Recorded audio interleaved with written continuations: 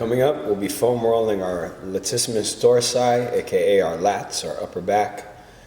To get ourselves in the right position, we want to lie slightly on our side, opening up our chest towards the ceiling. Starting with the foam roller at the base of our lat, almost to where our rib cage is, but more towards the back of the body. We want to roll slightly upward towards our armpit area. And if we happen to hit a knot, we'll hold the foam roller just against that area. Feel free to reposition yourself. Good, and we'll continue foam roll for another 15 seconds. If we happen to hit a knot, again, just hold the foam roller against the knot and just breathe. Good, we'll switch in 4, 3, 2, and we'll switch. Good, same thing on the other end. Again, we want to just keep that foam roller up against the knot. Slightly pushing the knot to create a little movement to move that out, and just breathe again.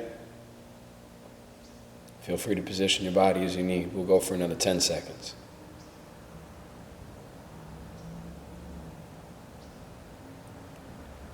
Good, 5, 4, 3, 2, and our time. Next up, we'll be foam rolling our thoracic spine. We'll be in a supine position on our back, keeping the foam roller between our upper back area, again, our thoracic spine. You might find it easier to cross our arms as we roll. Just make sure our head stays in a neutral position. Good, and we'll begin.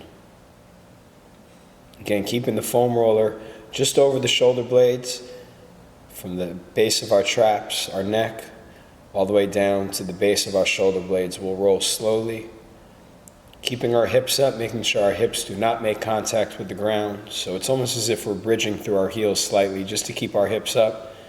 Also, our neck is in alignment, in a neutral position, in line with the rest of our spine. Good, we'll roll for another 3, 2, and time.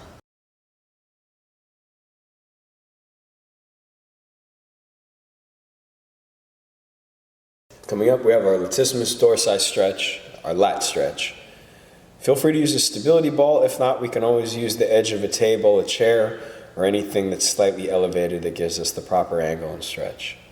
We'll start on our knees with our opposite palm on the ground and begin in 3, 2, and let's begin. Making sure that our thumb is facing up, the pinky and the opposite side of our palm is facing down against the stability ball, chair, ledge, or whatever we might be using to stretch. We want to feel a gentle tug right from where our armpit goes down towards the side of our rib cage, down to the side of the body. Slowly exhaling, making sure we don't press our head down, but we keep our spine in a neutral position as we stretch. 3, 2, and we'll switch. Good, same idea, again, putting the end, our pinky, and the end of our hand against the stability ball with our thumb facing upward. Eyes down to the ground, so our neck and our shoulders are neutral. Feeling a gentle tug, stretch in the lat area.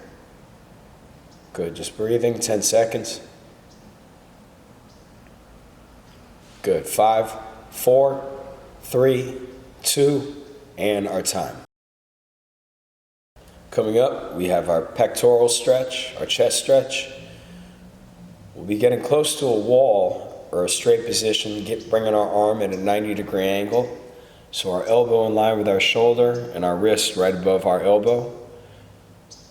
We'll place our forearm against the wall and gently stretch in 3, 2. Let's begin.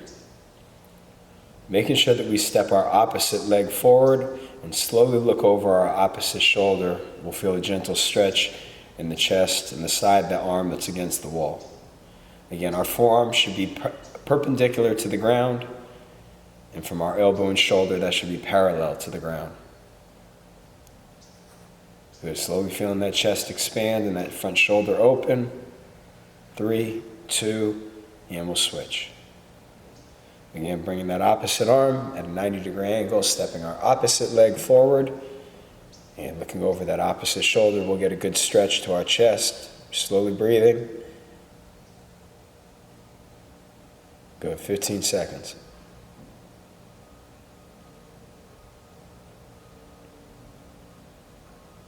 Good, 5, 4, 3, 2, and time.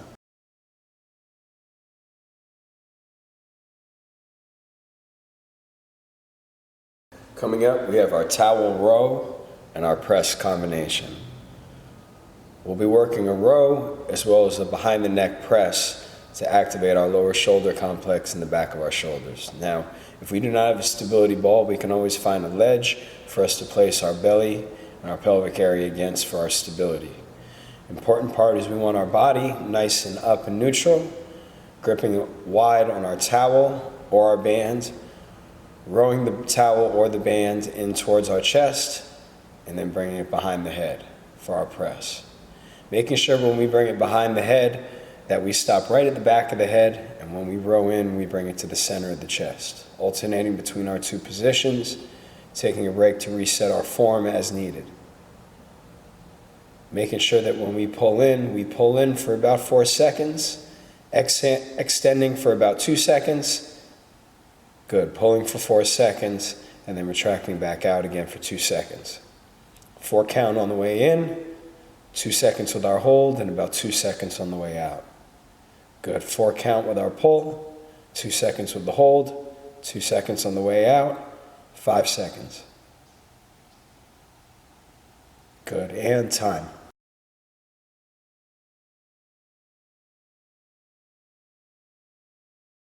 Coming up, our squat to row. With this exercise, we can use a beast band, an accordion band, or any band or resistance tubing that you might have. We're going to separate our squat and our row, keeping posture as we sit back from our squat, making sure we don't use the band to keep us up, and our row separately. Let's begin. Good. When we row, we keep our elbows nice and tight. When we squat back, we have a nice wide base, making sure we use our core to keep us up and keep it tight, not using the band to keep us up.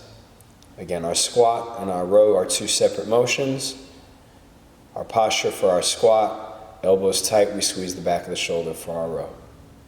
Good. Make sure is when we row, when we have our palms facing in, our squat, we keep our posture.